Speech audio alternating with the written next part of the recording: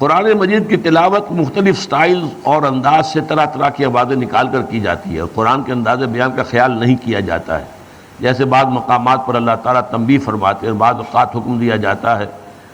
جو تلاوت کے دوران دھیان میں نہیں آتے۔ اصل میں ہمارے ہاں تو چونکہ اسے ایک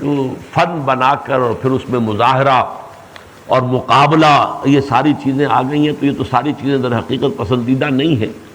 ویسے ہمیں تشویق ہے، ترغیب ہے، اچھے سے اچھی آواز سے خوش الحانی کے ساتھ قرآن کو پڑھا جائے، وہ اپنی جگہ پر ہے، لیکن اس میں اس کا اتار چڑھاؤ،